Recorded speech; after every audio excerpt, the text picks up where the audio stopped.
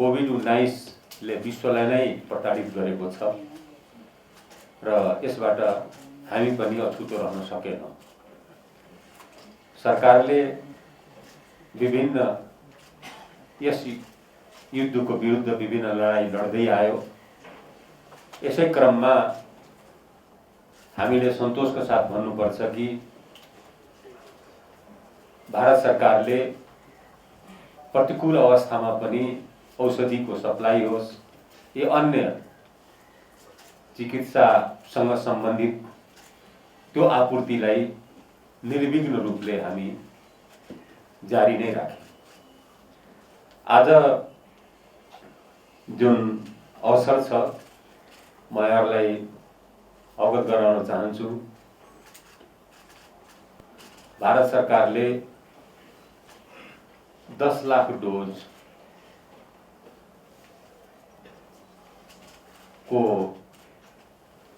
कोरोना-19 विरुद्धको खोप अनुदानमा उपलब्ध गराएको छ र यसको लागि म सम्माननीय प्रधानमन्त्री श्री केपी शर्मा ओलीज्यू, नेपाल सरकार, यस मन्त्रालय र नेपाली जनताको तर्फबाट भारत सरकार, भारतका प्रधानमन्त्री र उहाँका प्रतिनिधि भारतीय राजदूत महोदयलाई म हार्दिक धन्यवाद दिन चाहन्छु र कृतज्ञता प्रकट गर्न चाहन्छु। यस युद्धमा यो अमूल्य उपहार मैले पहिले पनि भनेको थिएँ, भ्याक्सिन मात्र स्वास्थ्य सामग्री रहेन या व्यावसायिक सामग्री रहेन, यो एक किसिमले राजनीतिक सामग्रीको रूपमा विकसित भइसकेको छ। सीमित देशका सीमित कम्पनीहरूमा मात्रै उत्पादन भइरहेकोले गर्दा हाम्रो लागि उपयुक्त यसको भण्डारण, यसको ढुवानी र खोप अभियानलाई सफलतापूर्वक सम्पन्न गर्नको लागि आवश्यक पर्ने भ्याक्सिन हामीलाई जुन आवश्यक छ, यही आवश्यकता परिपूर्ति गर्ने किसिमको भ्याक्सिन भोलि नै काठमाडौँमा अवतरण हुँदैछ।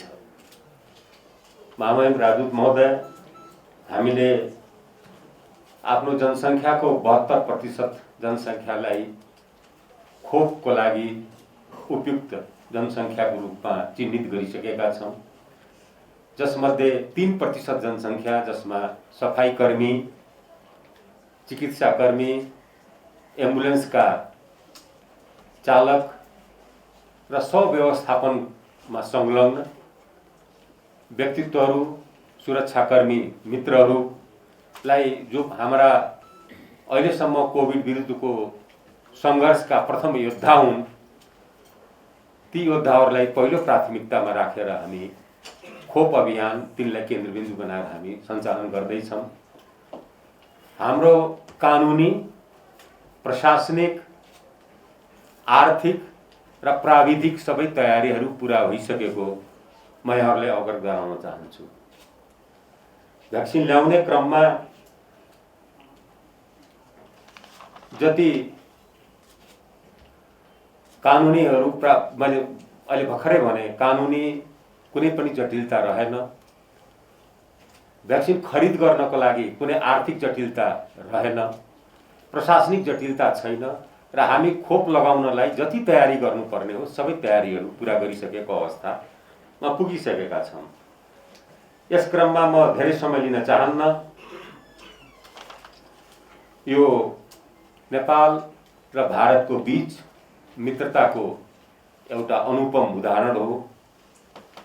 भारत सरकारले नेपाली जनता र आफ्ना अन्य छिमेकी देशका जनताको विषयमा जुन एउटा राजनीतिक निर्णयका साथ अगाडि बढेको छ, त्यसको लागि हामी महामहिम भारतीय राजदूत महोदय मार्फत भारत सरकारलाई धन्यवाद दिन चाहन्छौँ र आगामी दिनमा पनि खोपको खरिदमा भारत सरकारको सहयोग अथवा महामहिम राजदूतको सहयोग अत्यन्त महत्त्वपूर्ण हुनेछ। त्यसलाई हामीले महत्त्वका साथ हेरेका छौँ र अन्त्यमा म धेरै समय नलिकन के भन्न चाहन्छु भने यो आफैमा मैले पहिले भनेको थिएँ फागुनसम्म आउँछ, तर पहिलो खेप भोलि नै आउने भयो। मलाई पुरा विश्वास छ मलाई कारबाही हुँदैन होला। त्यस कारणले गर्दाखेरि यो जुन भारत सरकारको सहयोग, हाम्रो सरकारको निरन्तर प्रयत्नले गर्दाखेरि जुन हामीले एउटा प्रथम चरणको प्रथम खेप त्यो पनि अनुदानमा जुन प्राप्त गरिरहेका छौँ, त्यसलाई हाम्रा प्रथम योद्धाहरूको लागि भ्याक्सिन पुर्याउने हामी कोसिस गर्छौँ र त्यसपछि बाँकी रह्यो भने हामीले जो जोखिममा रहेका अन्य जनसङ्ख्यालाई त्यसलाई हामीले खोपको दिने काममा अगाडि बढ्छौँ र यो स्थिति यहीँ थामिन्न। जुन खोप अहिले प्राप्त भइरहेको छ त्यसले त्यतिले मात्र हामीलाई छैन।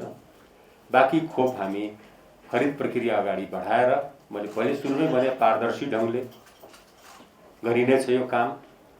पहिलो दिनै मैले भनेको थिएँ कि मैले अन्य कुनै त्यस्तो अपारदर्शी काम गर्ने छैन र त्यस्तो फाइलमा म ओम पनि लेख्दिनँ। त्यस कारणले यसलाई तपाईहरु निश्चिन्त भएर पत्रकार साथीहरूलाई पनि मेरो आग्रह के छ भने यस विषयको संवेदनशीलता, हाम्रो मूल काम के हो भने संक्रमणलाई रोक्ने र संक्रमित भइसकेको उपचार गर्ने। यस खोपले यस अभियानलाई ठूलो मद्दत गर्नेछ। यसले नयाँ विश्वास जगाउनेछ। संसारमा जहाँ पनि यो खोप भइरहेको, यति मात्र हैन कि भोलि त्यो हेल्थ पासपोर्टको रूपमा पनि काम गर्नेछ। खोप लगाइसकेका व्यक्तिहरू कहीँ विदेश जाँदाखेरि अब पीसीआर टेस्ट गराइराख्नु पर्ने लगायतका झन्झटबाट पनि मुक्त हुने संसार त्यतातिर गइरहेको छ र त्यसको पनि हामी सुरुवात गर्न पाउँदा हामीलाई खुसी लागेको छ।